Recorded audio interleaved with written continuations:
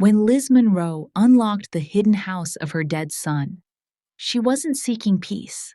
She was walking into a battle.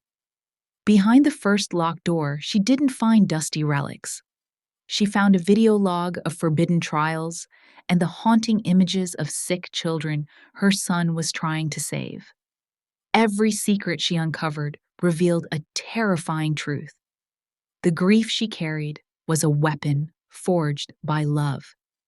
And for the sake of the innocent, Liz chose to trade her sorrow for a fight.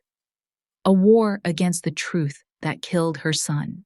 Before we begin this story, let me know where you are listening from in the comments below. My name is Liz. I'm 63 years old, and what I'm about to tell you today will forever change the way you see your own family. They say silence has a sound. For me, it was the echo of my son's name inside an empty room. The lawyer's office smelled of lemon polish and old paper. I sat across from Martin Hale, hands folded, pretending my life hadn't stopped 6 months ago on a stretch of Highway 1. Eric was gone, they said. A car crash. Instant. The world loves that word when it doesn't have to live with it. Martin adjusted his glasses, voice soft but rehearsed. Mrs. Monroe, your son left something for you. He placed a small felt pouch on the table. Inside, a brass key clinked like a secret too heavy for its size. A key to what? I asked. A property Eric owned. Mendocino Coast, purchased 5 years ago. I blinked. Eric had been a physician, always moving, unreachable, polite in that distant way men get when they're hiding something. I couldn't imagine him owning a beach house. Martin slid a note across the desk. She'll understand when she sees it. 5 words? That was all my son left me. Not an apology, not love, just a puzzle. I drove out that same afternoon, rain tracing silver veins down the windshield. The ocean was a smear of steel on my right, the cliffs black and sharp against the sky. I gripped the steering wheel so hard my knuckles ached, as if I could keep from unraveling by sheer force. Eric, I whispered, you never let me in. Not when you left home, not when Rebecca died, not even when you needed me most. Wind shoved against the car, fierce and cold. I thought of the last time I'd seen him. His hug brief, his smile thin. I'll call soon, he'd said. He never did. The turnoff appeared without warning. 2 cypress trees leaning over a rusted gate, half buried in ivy. The key fit perfectly. The chain fell away with a metallic sigh. Beyond the gate, the road wound toward the sea. The house emerged from fog, a low structure of cedar and glass, clinging to the cliff's edge like it was listening to the waves below. I parked and sat there, the engine ticking in protest. My heart wouldn't slow down. The key still lay in my palm, warm from my skin. It felt less like an invitation and more like a dare. The front door gave easily. The air that rushed out wasn't stale. It smelled alive. Coffee, soap, salt. Someone had been here recently. Inside, everything was too clean, too deliberate. Boots by the door, a jacket over a chair, a cup on the table, still rimmed with a coffee stain. The clock on the wall ticked. I wanted to believe it had stopped 6 months ago, but it hadn't. The living room opened into a wall of glass facing the ocean. Gray waves crashed and dissolved, a heartbeat that never ended. On the mantel, a photo frame lay face down. I turned it over. Eric, 12 years old, grinning, holding a fishing rod. His face was pure sunlight, the kind of memory that burns when you touch it. My chest tightened. I put it back. The kitchen was spotless, not a single speck of dust. A grocery list hung on the fridge: Celine, gloves, tubing. My fingers brushed the paper, and a chill ran through me. These weren't the errands of a man planning a weekend. I moved down the hallway. The air grew colder, sharper. One room was a guest bedroom. Another, an office stacked with binders labeled intake and protocols.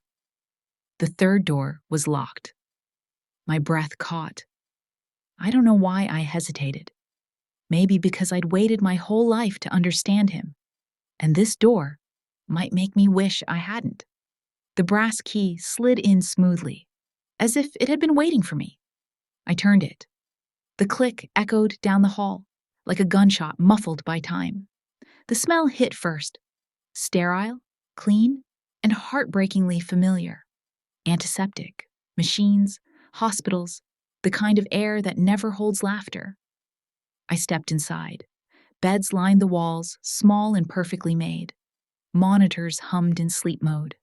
Cabinets gleamed with medical supplies. A whiteboard read, Treatment Protocol 7. It wasn't a home, it was a ward. I walked farther, afraid and fascinated. On a table sat a half-empty mug, a mobile of paper cranes turned in the draft. On the wall, children's drawings, crayon suns, stick figures holding hands. One drawing caught my breath, a family of 3 under a blue sky. The mother had brown hair like mine. My throat closed. My son hadn't been building a vacation home. He'd built something else. A place for children, maybe sick, maybe hidden. A sanctuary. I sank into a chair, hands trembling, tears I didn't remember starting to fall. For years, I'd resented him for shutting me out, for burying himself in work. But here, surrounded by quiet evidence of compassion, I understood the truth. He hadn't shut me out. He'd been protecting something too fragile for the world to see. The grief shifted inside me, from anger to awe. He'd fought for something bigger than himself, bigger than both of us. I touched the edge of the desk. His handwriting danced across scattered notes.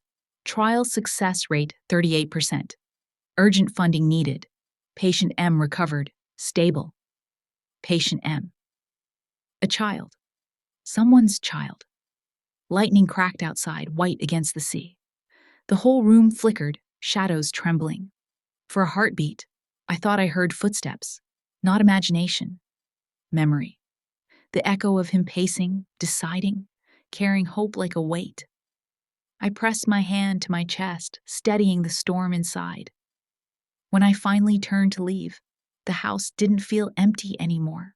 It felt alive, with secrets, with purpose, with him.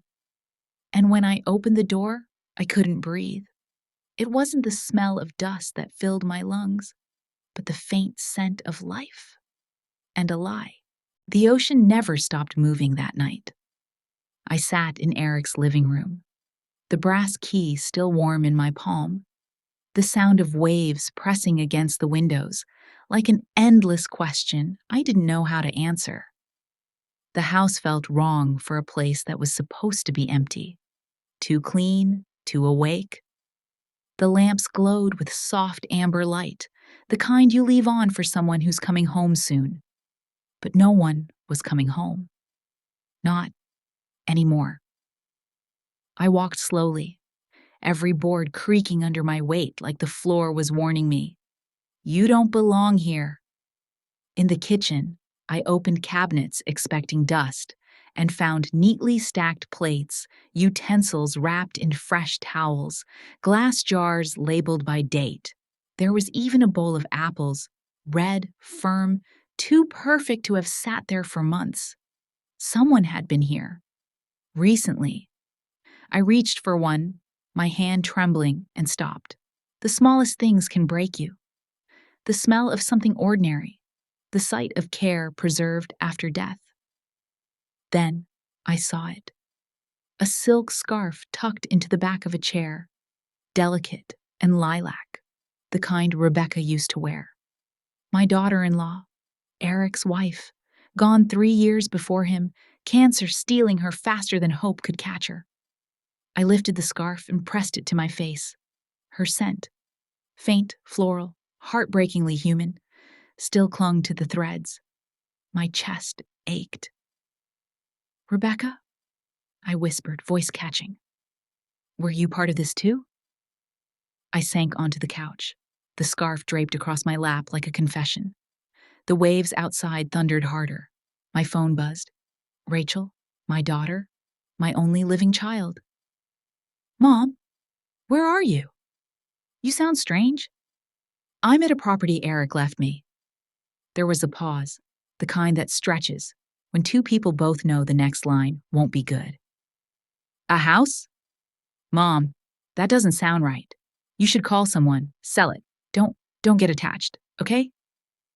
"I'm not selling it," I said, surprising myself with the sharpness in my voice. "There's something here. I can feel it." "Mom, please." But I hung up. Not because she was wrong, but because she was too young to understand what it means to live with regret.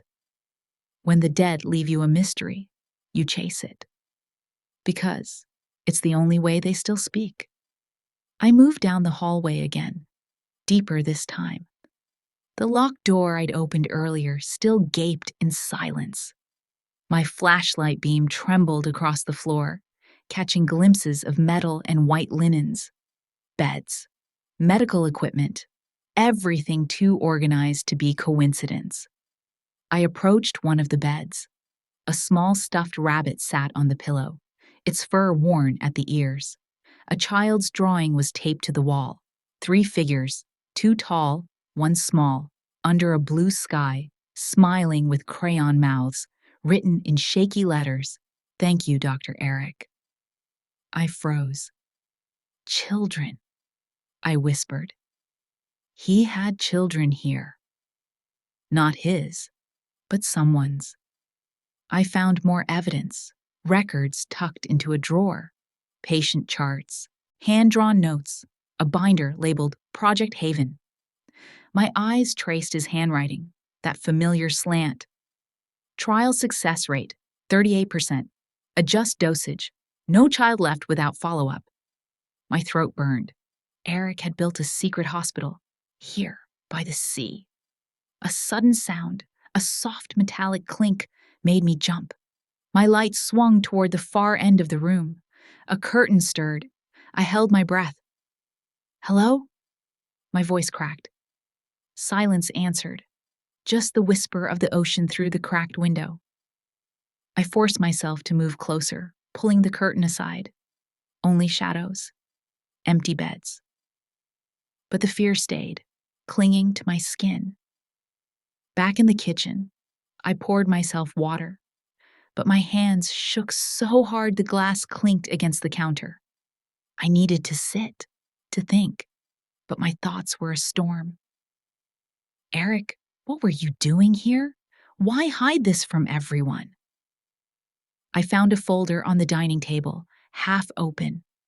Inside, letters from parents, their handwriting desperate and grateful. "Thank you for saving our Lily. Please tell Dr. Monroe we're praying for him. Whatever happens, don't stop. They need you." Each word was a dagger wrapped in grace. Tears blurred the ink. I pressed the folder to my chest, and for the first time since the funeral, I didn't feel only grief. I felt purpose.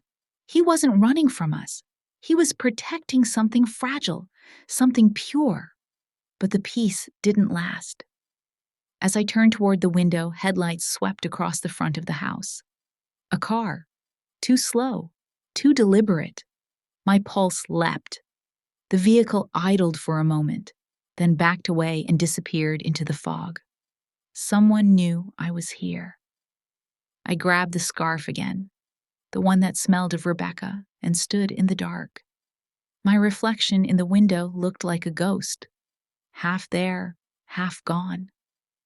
I could leave, drive back to town, pretend I'd never seen any of this. But I knew I wouldn't. Secrets have a gravity. Once you step inside them, you can't walk away. I spent the night in the living room, unable to sleep. Every sound was amplified: the wind, the distant crash of surf, the creak of the foundation. Around 3 a.m., I heard something that didn't belong. A faint beeping. Regular, rhythmic. From the ward, I followed it, heart hammering. The machines glowed faintly, steady lights blinking in the dark. Some still connected to power, some on standby. Why were they still running? Who was maintaining them? I found a clipboard by the last bed. Eric's notes again. Date: 2 days before his death. The last line: test results promising. Need to call Clara before moving next phase. Clara. The name meant nothing to me yet, but it would. I ran my thumb over his handwriting until the ink smudged. Tears came hot and sudden.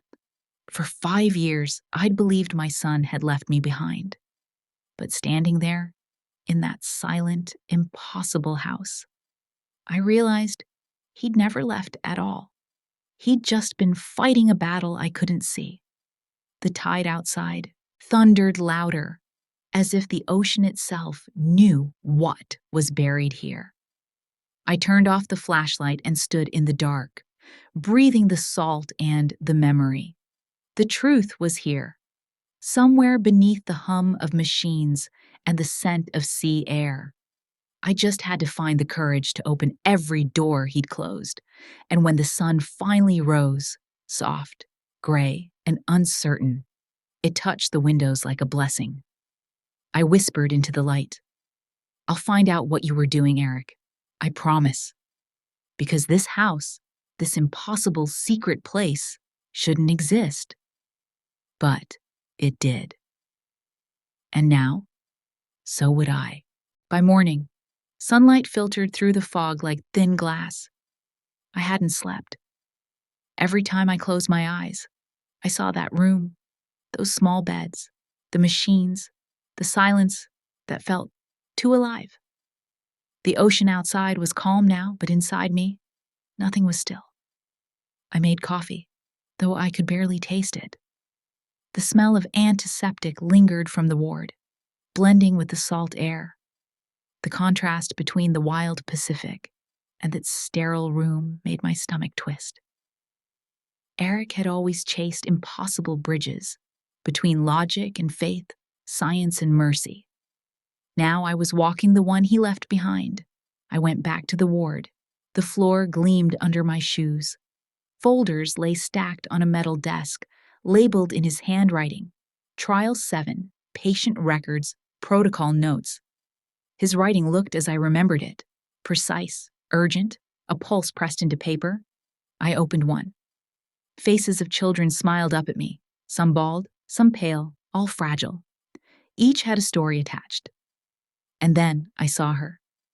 A little girl with auburn curls, 7 years old, head tilted just like Eric's when he was deep in thought.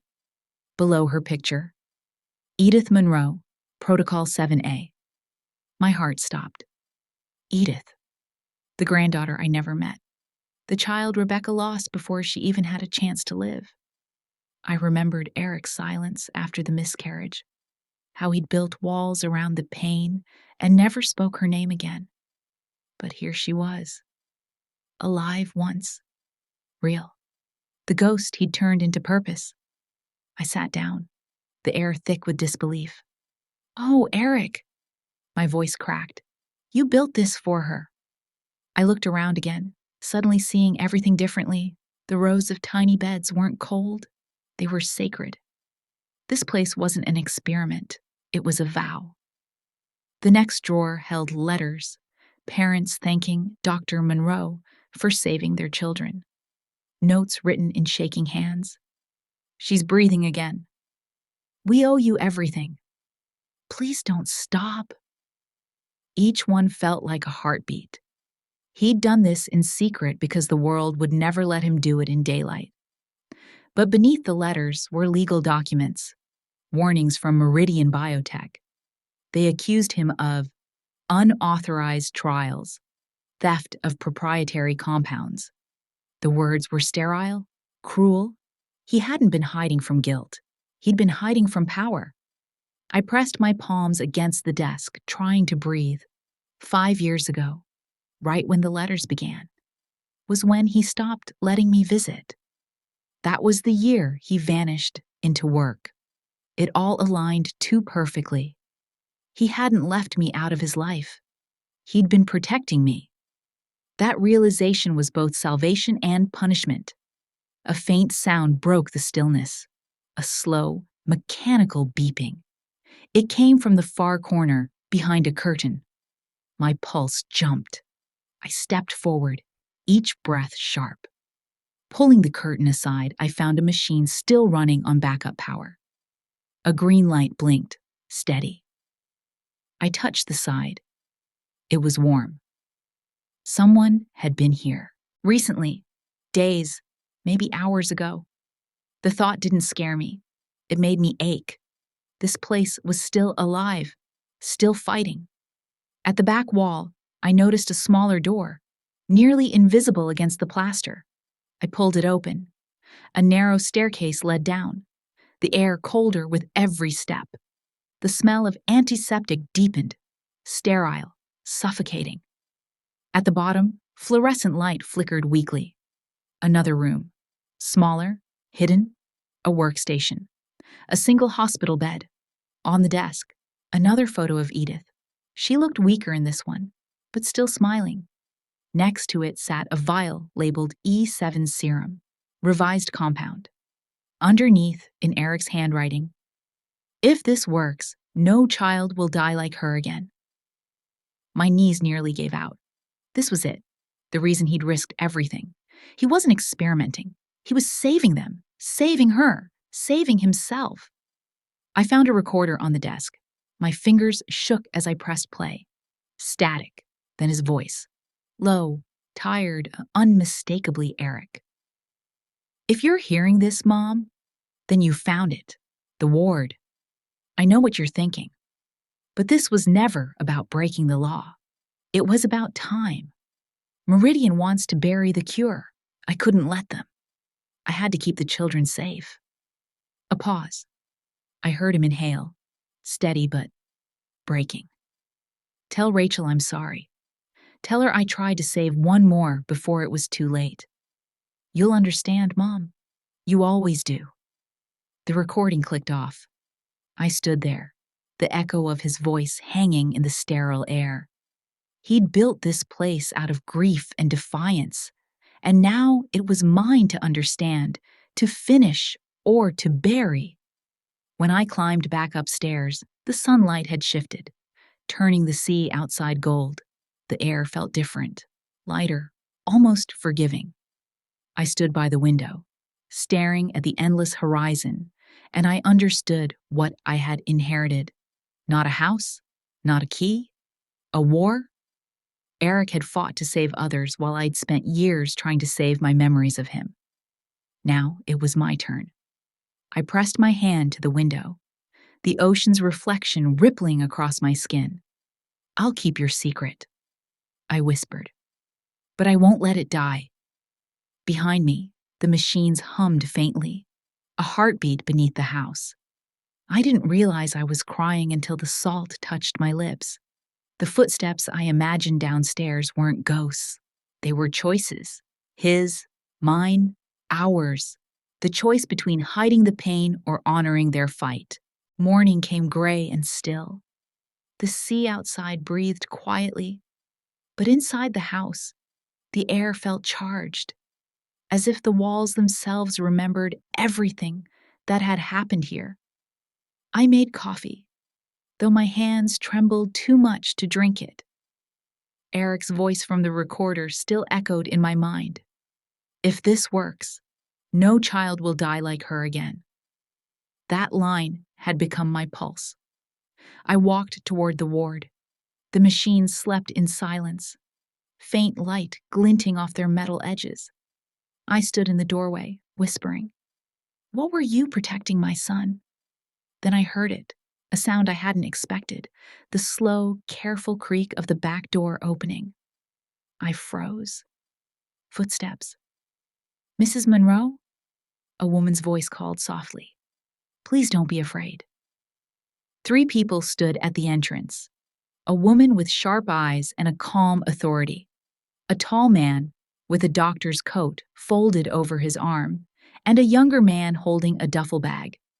They looked like people who hadn't slept in weeks. The woman stepped forward. I'm Dr. Clara Gregory, Eric's colleague. This is Dr. James Morrison and Nurse Caleb Ford. I felt the room tilt. You worked with my son? Clara nodded. He told us that if something happened, his mother would know what to do. The words cut through me like glass. He said that? Yes, she said gently. He said, my mother always chooses right, even when it hurts. I turned away for a moment, hiding the tears that came too easily. The sound of the ocean filled the silence. Why are you here? I asked finally. Clara glanced toward the ward. To retrieve what's left. We've been keeping Eric's program alive from off-site. But we needed to restock before Meridian Biotech noticed the silence. That name again. I remembered seeing it on the letters in his files. Meridian? You mean the company that threatened him? James nodded grimly. They own the patents to the compounds Eric was testing. He discovered a cure that bypassed their drug. If it got out, they'd lose billions. Are you saying they killed him? Clara's eyes met mine. We can't prove it. But, he told me, someone had been following him days before the crash. He sounded scared. The room seemed to shrink. I sat down, gripping the arm of the chair. He was protecting the children, not hiding from me. Caleb knelt beside me, his expression kind but urgent. He trusted you, Mrs. Monroe. He believed you'd finish what he started. Finish. The word hit like a spark. For years, I'd only known how to mourn. Now I had something else. Direction. What do you need? I asked quietly. Clara hesitated, as if she didn't believe me. We're running out of supplies, funding too. If we lose this site, everything he built disappears. I thought of my savings, the money I'd guarded for years, the fragile future I'd been protecting. What good was security if it couldn't protect what mattered? You'll have it, I said. Whatever's left of mine is yours. Clara's composure broke for just a second. Thank you. James and Caleb began unloading the duffel. Saline, syringes, glucose lines, essentials of survival. The house shifted from silence to quiet movement. For the first time, it felt alive again. But then the phone rang. All 3 froze. The sound was sharp, unnatural against the hush. Caleb answered. Hello? A pause. Then a faint click. His face went pale. It's them. Meridian? I whispered. Clara's voice was tight. They must have flagged the landline. They know this location is active. She started packing up. We need to shut everything down now. The urgency in her voice sent my heart racing. We moved fast. Sealing cabinets, turning off machines, locking drawers. I worked beside them, my fear burning into determination. When the last light blinked off, we stood in the dark, the ocean pounding outside. Go, Clara urged. If they trace the call, they'll come here. I didn't move. If I walk away now, all of this dies with him. I won't. James stepped closer. Mrs. Monroe, this isn't your fight. It is now, I said. He was my son. And this, I gestured to the ward, is the proof that love can fight corruption. That's worth something. The 3 of them exchanged glances. Then Clara nodded slowly. Then, you're one of us. She handed me a folder labeled Continuance Plan. Inside were coded contacts, supply routes, and a final note written in Eric's hand. If I fall, she'll know what to do. The handwriting blurred as tears filled my eyes. We stayed through the night, reorganizing, cataloging, cleaning, working like people who knew every minute mattered. At one point, Caleb whispered, "Eric used to say, 'Hope doesn't die, it just changes shape.'" I looked up from the files and smiled faintly. "Then let's make sure it changes into something that can fight." Outside, the first light of dawn spread over the water, soft and silver. Inside, surrounded by the ghosts of children and the memory of my son, I understood what I had inherited. Not just his house, not even his secret, his war. And for the first time since his death, I was ready to fight it. The next morning, the sky hung heavy over the coast, a gray bruise waiting to break. I stood by the window, the ocean roaring below, my reflection ghosting against the glass. The house no longer felt like a stranger's property. It felt like a pulse. Every heartbeat inside me seemed to echo Eric's words. "If this works, no child will die like her again." Behind me, Clara and James spoke in low tones, checking files, logging equipment. Caleb brewed coffee that smelled like burnt hope. We were four strangers bound by a single ghost. I pressed play on Eric's video again, the one Clara had brought from his laptop. His face filled the screen, the light from the monitor reflecting off his glasses. He looked younger than I remembered, or maybe just less burdened.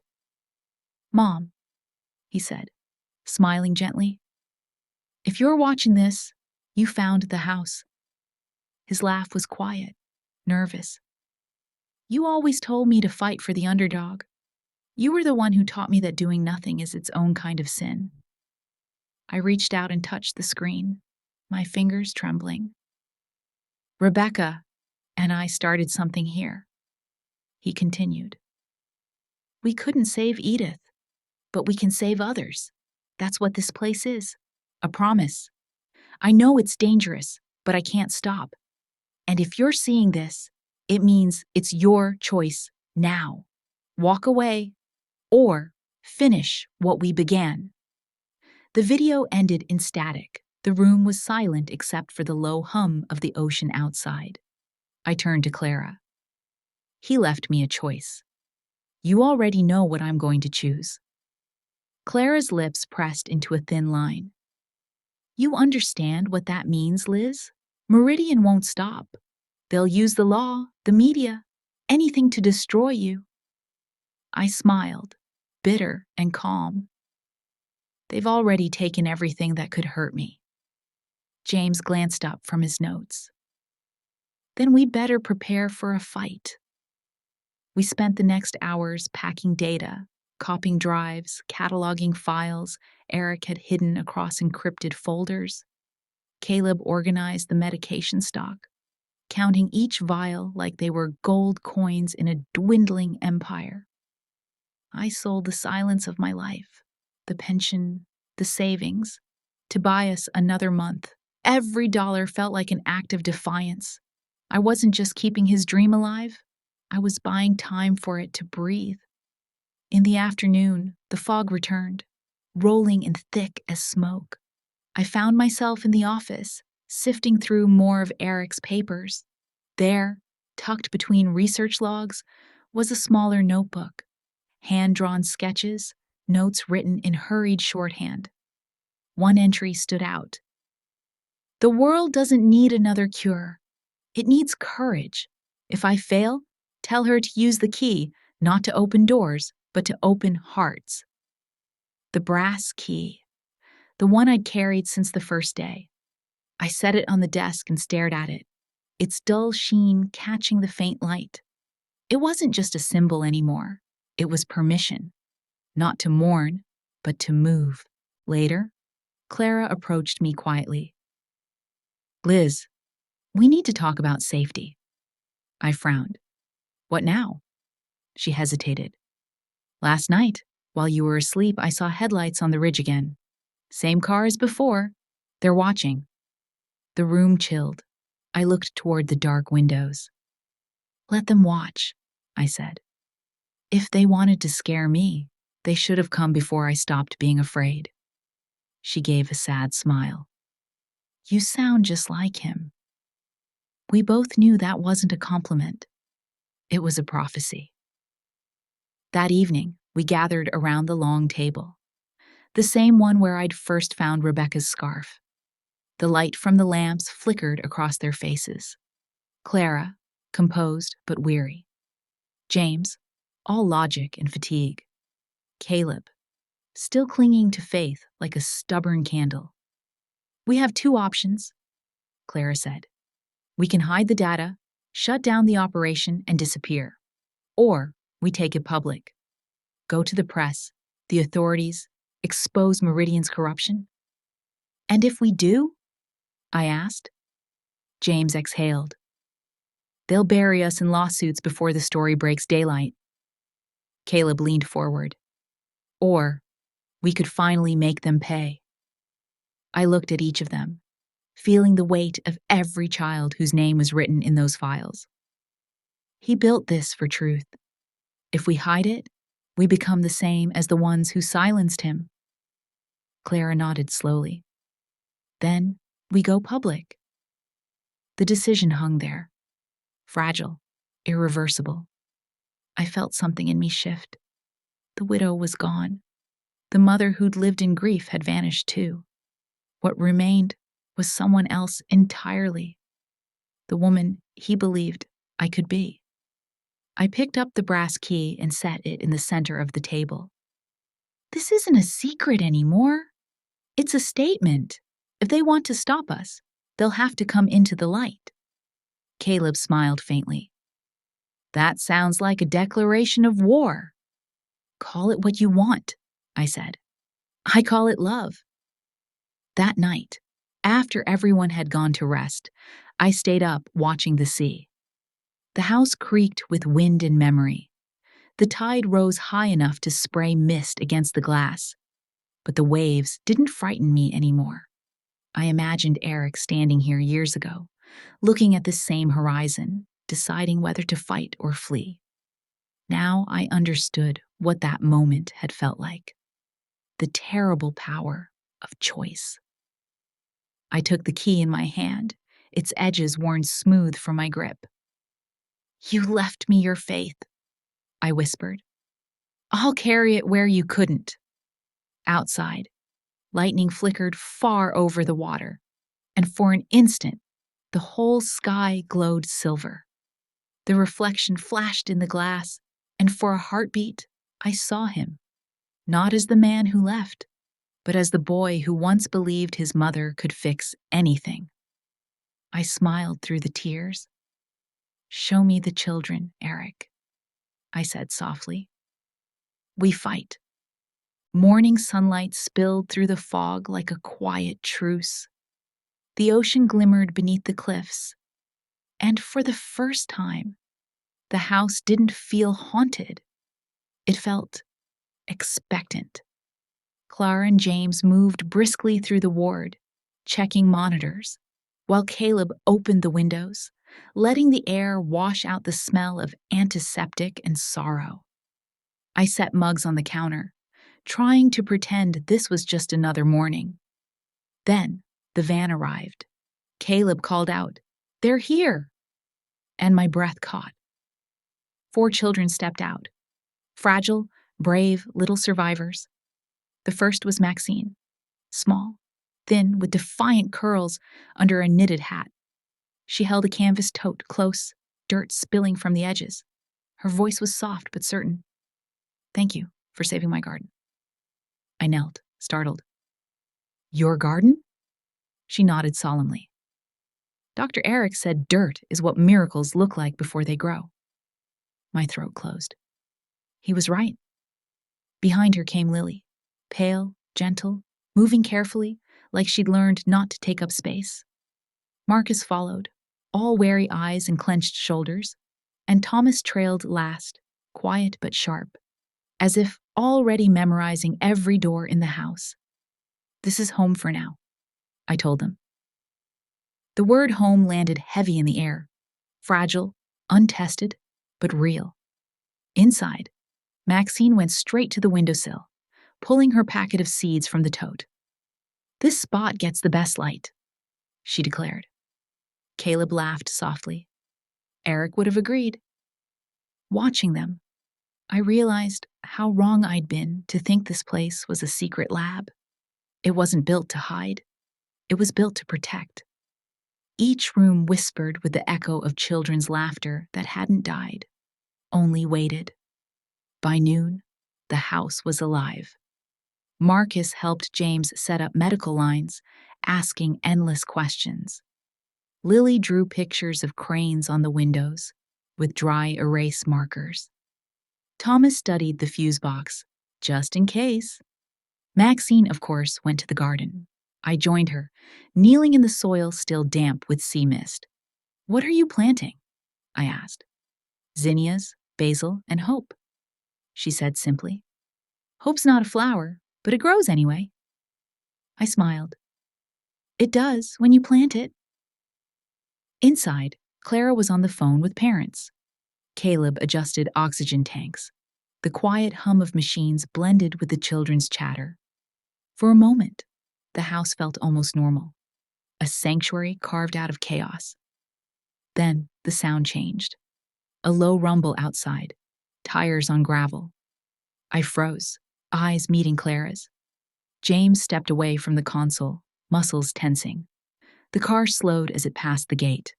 Too slow, like curiosity wearing a mask. Every adult in the house held their breath. When it was gone, silence filled the room like fog.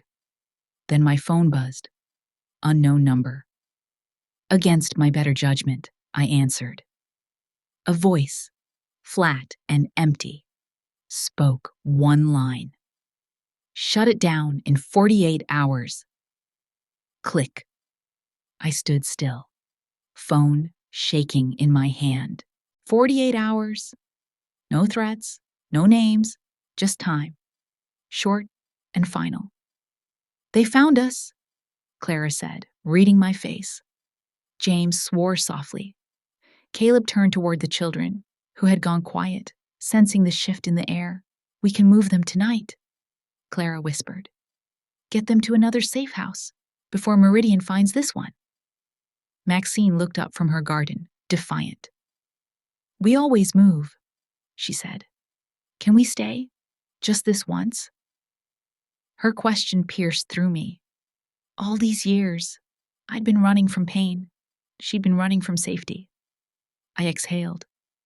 "No," I said finally. "We don't move them tonight." Clara frowned. "Liz, we move them into the light." I turned toward the ward. "We contact the press." Silence. Then James let out a sharp breath. "You want to go public? That's suicide." "It's truth," I said. Eric didn't build this place to hide. He built it to save lives. If Meridian wants to destroy that, they'll have to do it in front of the world. Caleb looked at me for a long moment, then nodded. "I know someone.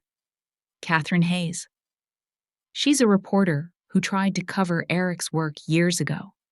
Meridian shut her down." "Call her," I said. "Tell her we're ready to talk." Clara shook her head slowly. "If this goes wrong, they'll tear us apart." I smiled, tired and certain. Then let's give them something worth tearing apart. We spent the afternoon preparing. Claire gathered documents. James condensed Eric's research into plain English. Caleb made the call. Meanwhile, I cooked soup for the children. Something simple, grounding. Lily hummed while she drew new paper cranes. Thomas pinned his emergency map on the fridge. Marcus checked power cables with a seriousness far beyond his years. And Maxine, her hands still dirty with soil, planted a row of tiny seeds beside the path. She stuck a spoon in the dirt, one word scrawled on it in blue pen. Hope. For the first time in years, I felt something alive inside me, not peace, not safety, but purpose. That evening, as the last light faded over the cliffs, I stood at the window. The ocean reflected fire where the sun met the water. Behind me, the house pulsed with small sounds, machines humming, children breathing, Clara typing in the ward. This was what he'd dreamed of. Not fame, not glory, but life continuing. I took the brass key from my pocket, its surface warm from my touch. "You left me a choice, Eric," I whispered, "and I choose daylight."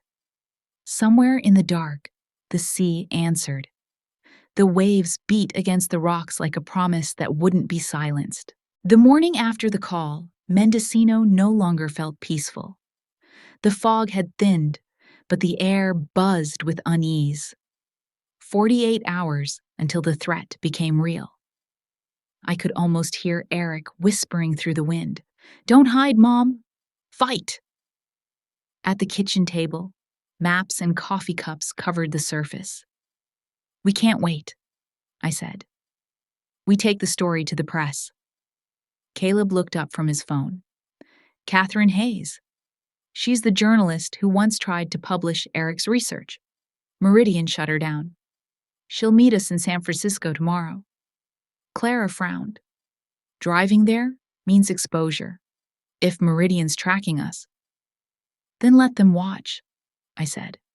"At least they'll know I'm not afraid." Before I left, I checked the ward. The children slept under a soft chorus of machines. Maxine's hand rested open, as if she were holding something invisible. "You'll wake up to a safer world," I whispered, brushing her curls from her face.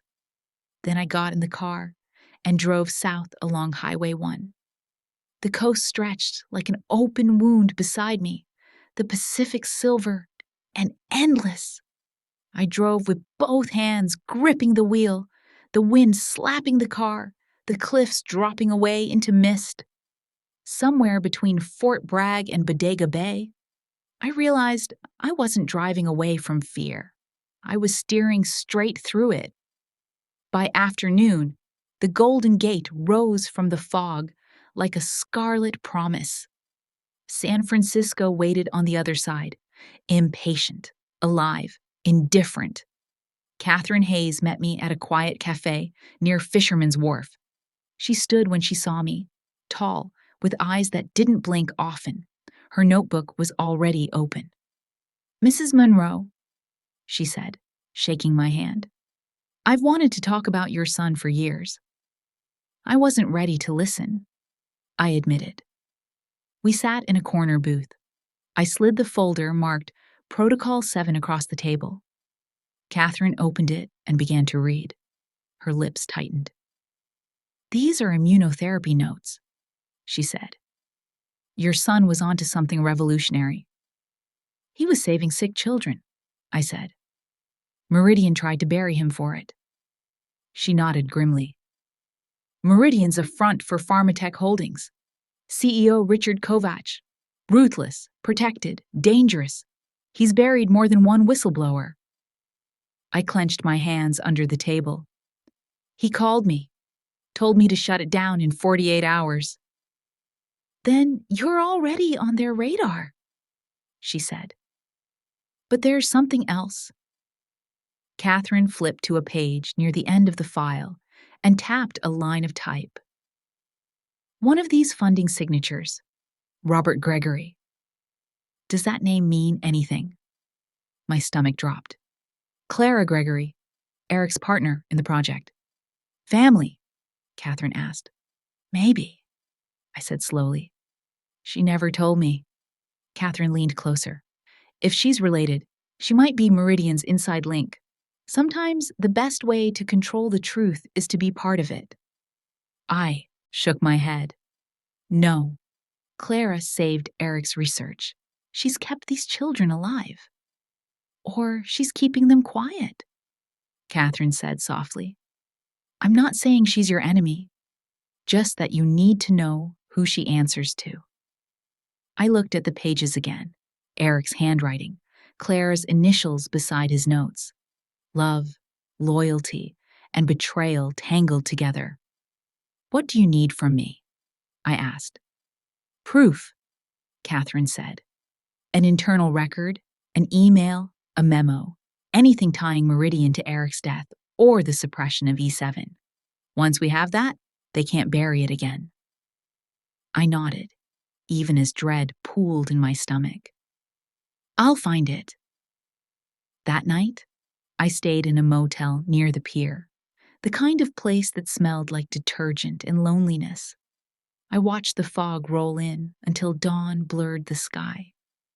At sunrise, I drove downtown to Meridian's headquarters, a tower of glass rising over Market Street. The building looked like it had swallowed the sky. Inside, the lobby gleamed white and cold. The receptionist barely looked up. "Do you have an appointment?" "Tell Mr. Kovac that Liz Monroe is here. It's about my son." Her fingers froze. After a tense pause, she made a call. Moments later, 2 suited men appeared and escorted me upstairs. Kovac's office was all polished marble and arrogance. He rose from behind his desk, smile precise, eyes sharp. "Mrs. Monroe?" he said smoothly. "I'm sorry about your loss. Eric was extraordinary." "You silenced him," I said. He spread his hands. "He violated federal codes. We intervened for safety." "Safety?" I snapped. "You buried a cure because it threatened your profits." "Profit keeps medicine alive," he said coldly. "Your son was a dreamer. Dreamers forget who owns reality." I saw it then. A folder on his desk labeled Robert Gregory, Pharmatech Internal Review. My pulse jumped. I stepped closer. "Eric believed compassion was worth more than control," I said quietly. Kovac tilted his head. "And what do you believe, Mrs. Monroe?" "That daylight is coming," I said. As I turned to leave, I slipped my phone from my pocket and laid it briefly on his desk, camera running. The lens caught the folder, the company logo, the signature line. Proof. I picked it up again and walked out before my courage broke. Outside, I leaned against the building, breath shaking. Eric's ghost wasn't whispering anymore. He was pushing me forward. The next morning, my phone buzzed with a message from Catherine. "We have the footage. It's enough. The FBI is opening an inquiry into your son's death. They'll contact you soon." I read it twice, then 3 times. The sunlight felt different, too bright, too fragile. I'd done what Eric asked, brought his truth into daylight. But as I started the car to head back north, one thought echoed louder than the waves. Robert Gregory wasn't just a name in a file. He was Clara's blood.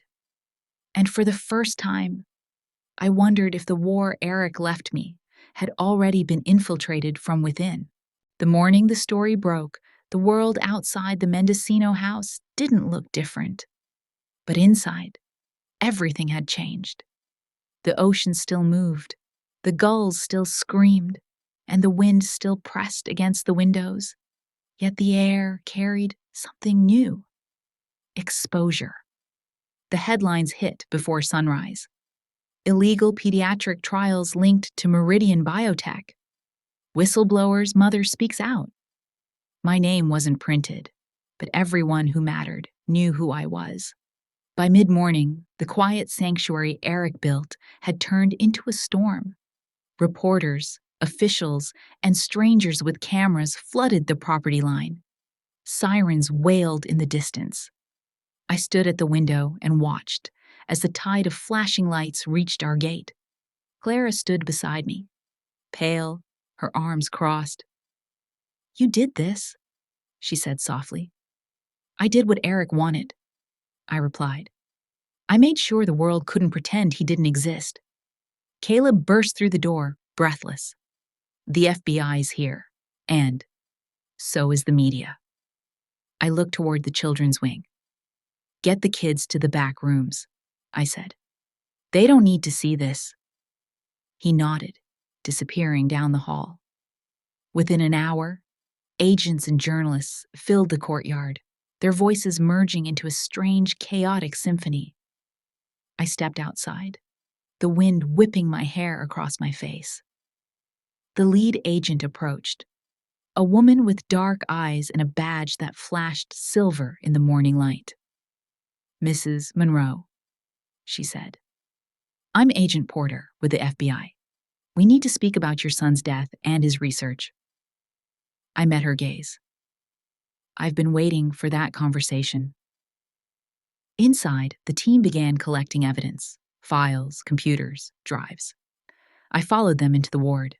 The machine still hummed quietly, the children's drawings still taped to the walls. The sight of strangers in suits touching everything made my stomach twist. "Please be careful," I said. "This place isn't a crime scene. It's a promise." Agent Porter's tone softened. "I understand. But we need everything to protect what he built. Meridian's under federal review now. Your information helped open the case." Catherine had kept her word. The footage from Kovach's office had already gone public. The file labeled Robert Gregory, Pharmatech Internal Review, flashing across national news. It proved what Eric always knew. Meridian had stolen his research, repackaged it, and hidden the results. But the revelation came with a price.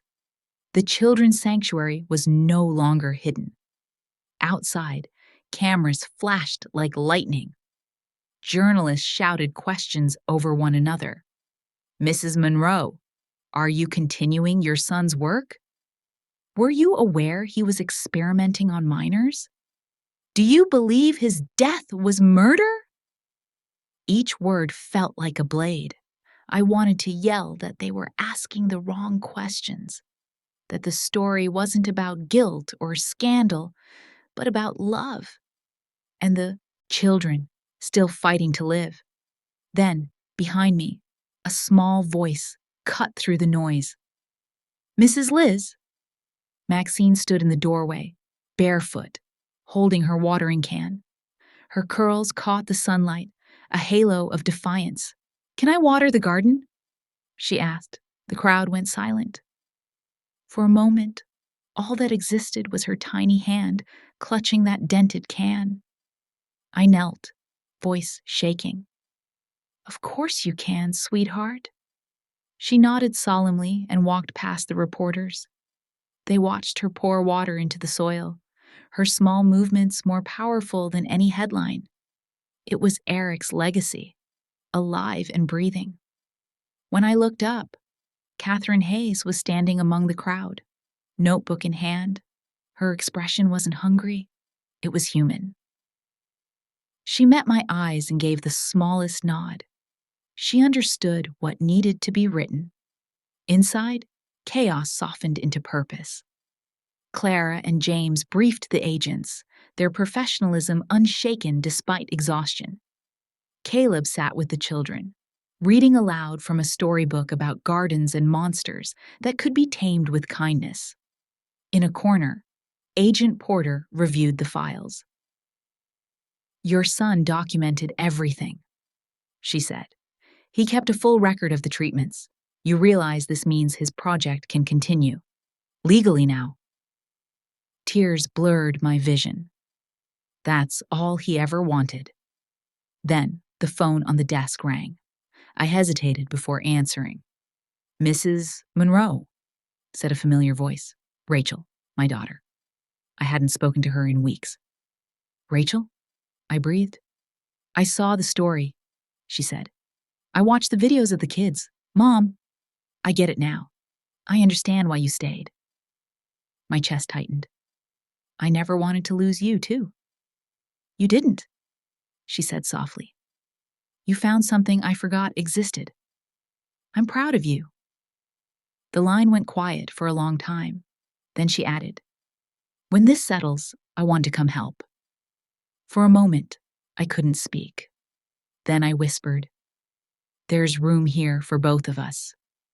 That evening, as the sun bled orange across the cliffs, The chaos outside began to fade. The FBI packed their equipment. The journalists retreated to their vans. The ocean roared, reclaiming the day's noise.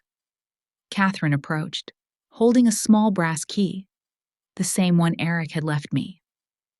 "You dropped this earlier," she said. I took it from her hand, feeling its familiar weight. "What happens now?" I asked. "You tell the story your way," she said. "Tomorrow's papers will talk about corruption and scandal, but you can remind them what this really is: a legacy." She hesitated, then added, "I think Eric would have been proud." When she left, the house felt quiet again. The children slept, the machines hummed, and the garden swayed under the evening wind. I stood by the window, the brass key pressed into my palm. Outside, the moon rose, silver over the ocean. I whispered to the waves, "You wanted the world to see. They see, now." Behind me, Maxine's voice floated through the hall, half asleep. "Good night, Mrs. Liz. The flowers are drinking." I smiled through my tears. "Good night, sweetheart." The rain came hard that night. Not the soft Mendocino drizzle I'd come to expect, but a relentless downpour that made the house tremble. Every window thudded with wind. Every wall seemed to hum with anticipation. By morning, the FBI agents were gone, their tire tracks washed away by the storm. What they left behind wasn't peace, it was silence, the kind that weighs on your ribs. The story Catherine published had exploded across every major network. Meridian stock had collapsed overnight, and the company's CEO, Richard Kovach, had vanished from public view. But the more the truth surfaced, the more dangerous it became. I sat at Eric's desk, a cup of cold coffee beside me, scrolling through emails Catherine had sent that morning. Robert Gregory confirmed as chairman of Pharmatech's subsidiary. Clara may be his sister. Clara Gregory, the woman who'd stayed up nights beside me, who'd held my son's memory like it was sacred. Now her silence meant something else entirely. "Liz." Her voice broke my thoughts. She stood in the doorway, soaked from the rain. "We need to talk." I looked up slowly. "Do we?" Her eyes were red. "You've seen the reports. Yes, Robert is my brother. But I'm not part of Meridian. I left that world a long time ago." "Did Eric know?" She hesitated. That second of quiet was enough. "He knew," I said bitterly. "Yes," she whispered. "He trusted me because I knew how they operated. I helped him hide the data. And now he's dead," I said, my voice breaking. "And you're asking me to believe you didn't help them find him?" "I didn't," she shouted. Then her voice cracked. "Robert wanted him to stop. I tried to warn Eric, but he wouldn't listen. He said if we stopped, the children would die. He wasn't wrong." We stood in silence, two women staring across the ruins of loyalty. Rain pounded the glass. Then Clara said quietly, "We can prove it, Liz. But you have to let me help." Later that night, we met with Catherine in her car, outside a diner on the edge of town. The lights from the pier cast long shadows through the fog. Catherine turned to us. "Kovach is in San Francisco. Meridian's board is collapsing, and he's desperate. The FBI wants a confession before he disappears for good." "How?" I asked. "They need a witness, someone he trusts enough to talk to." "You." "Me?" She nodded. "He thinks you're harmless, a grieving mother. We can wire you. The team will monitor from the van outside." My throat tightened. "You're asking me to trap him." Catherine didn't flinch. "We're asking you to finish what Eric started." The next evening, I found myself sitting in the lobby of the Fairmont Hotel, wearing a coat that wasn't mine and a microphone I couldn't stop touching. Clara sat 2 tables away, pretending to read a magazine. Outside, FBI agents waited in the rain. Kovac arrived on time, immaculate as ever. His calmness made my skin crawl. "Mrs. Monroe," he said, sliding into the seat opposite me. "I didn't expect you'd agree to see me." "I didn't expect you'd still be free," I replied. He smiled faintly. "Freedom is a matter of negotiation." I leaned forward. "You want to negotiate after what you did to my son?" "Your son broke the law," he said, his tone cool. "He stole our formula, used it without authorization. Children died in those early trials." "Liar," I said. He shrugged. "1 child, 2, maybe. But progress has a cost." The words burned through me. I clenched my hands under the table. The microphone near my collar blinked once. Live feed active. Kovac continued. "He wouldn't sell. He said it belonged to the world. Do you know what that kind of purity costs in this business? Everything." "He wasn't trying to profit," I said. "He was trying to save his daughter's memory." That made him pause. "Ah, yes, Edith. I read about her. Tragic." The way he said her name, like it was a spreadsheet entry, they made me shake. "You killed him," I said. He tilted his head. "That's a heavy accusation." "It's the truth." His smile faltered just for a second. "You don't understand. It was an accident. A car forced off the road. I told Robert it was too risky." He stopped. His own breath caught, like he'd stepped off a ledge too fast. I leaned forward. "What did you say?" But his eyes had widened. "You're recording this."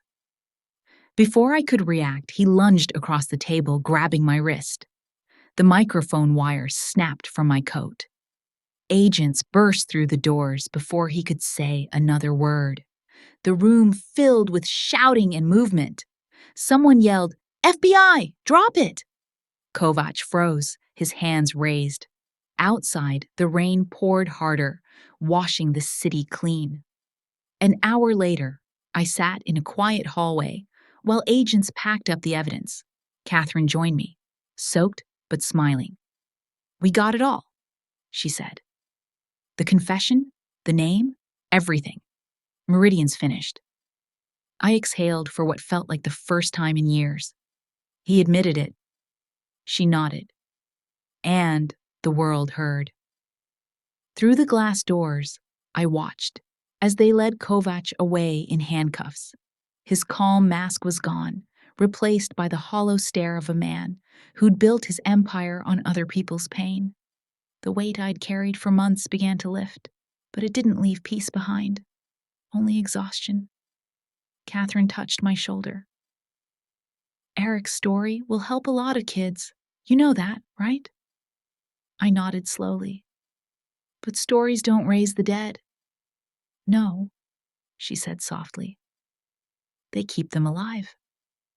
When I returned to Mendocino, the children were waiting in the yard. Maxine held her watering can like a torch.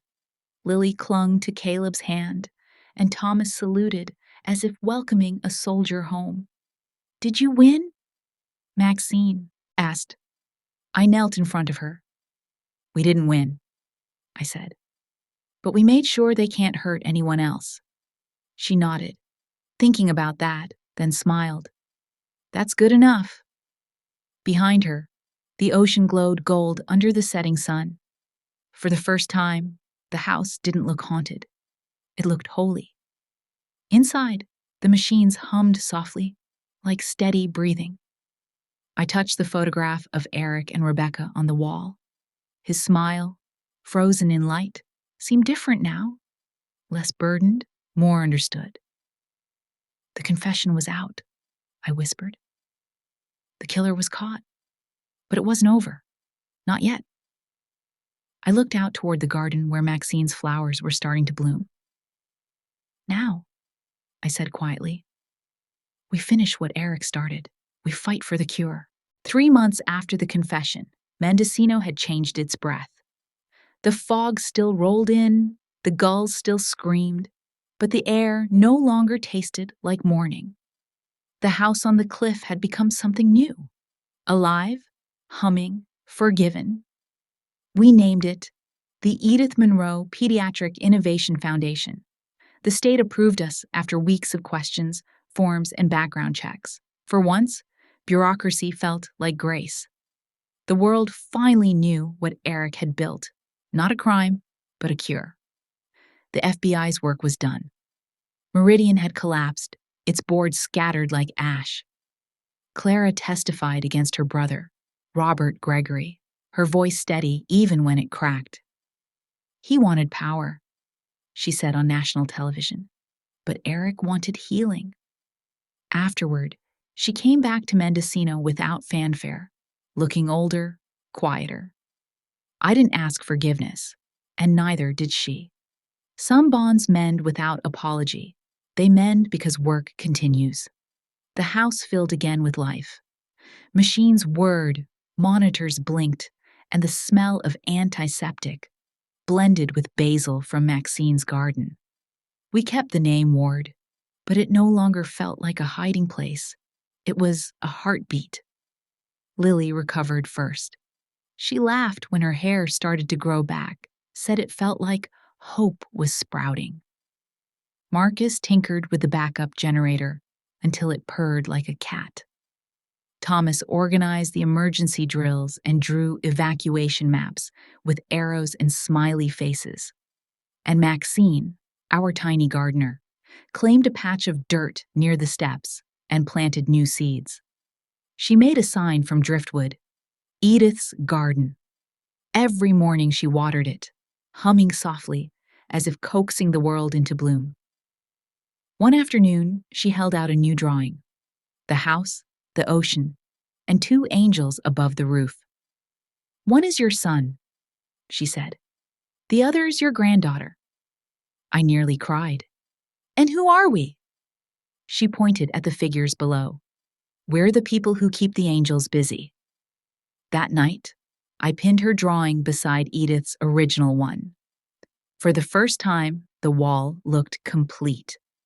Rachel came back, cautious but certain. The first visit lasted an hour, the next a day, and by the third week, she was living with us. She said, "You found your purpose, Mom. Maybe I can find mine here too." Watching her read stories to Lily in the ward, I realized forgiveness can sound like laughter. James stayed on as lead physician. Caleb became our full-time nurse and chief of good humor. And Clara, despite her haunted eyes, helped us write new ethical protocols, promising the ghosts that no one would ever need to hide again. The foundation slowly grew. Journalists stopped calling it a controversy and started calling it a miracle. Catherine Hayes visited often, but never took notes anymore. She just sat in the garden and listened to the sea. "You've built what Eric dreamed of," she said once. "A place that saves lives without secrets." Every milestone had a ritual. When a child finished treatment, we rang the brass bell Eric had hung near the ward door. The first time Lily reached for it, everyone cried. James wiped his eyes with his sleeve, muttering about dust that wasn't there. The county inspector came with her clipboard and sharp eyes. She paused by the window, looking at Maxine's basil plants and paper cranes strung along the ceiling. "This doesn't feel like a clinic," she said. "It isn't," I told her. "It's a second chance." She checked a box and smiled. "Then you're approved." Saturdays became our sun and soup days. Neighbors, volunteers, parents, fishermen, even tourists stopped by. They brought bread, vegetables, laughter, and stories. Caleb played guitar. Rachel organized art classes. I ladled soup until my hands ached. We didn't talk about the past anymore, only about tomorrow. The children grew stronger. The doctors whispered about remission rates, about results that would rewrite textbooks. But I didn't need data to see the truth. It was in the color of their cheeks, the light in their eyes, the sound of their joy echoing down the hallway. At night, when everyone slept, I walked through the ward alone. I'd stop at each bed, touch the edge of the blanket, and whisper, "Thank you," to Eric, to Edith, to whatever force had carried us here. Then I'd step outside to the porch, where the sea met the sky, the brass key warm in my palm. It no longer unlocked a door. It unlocked purpose. I hung it on the wall beside the bell, where sunlight could catch it every morning. The foundation's 100th day arrived under a clear sky. We gathered in the garden. Children, doctors, neighbors, Rachel, even Catherine with her ever-present camera she didn't use. Maxine stood proudly beside her sign, her hands streaked with soil. Someone asked me to say a few words. I almost refused.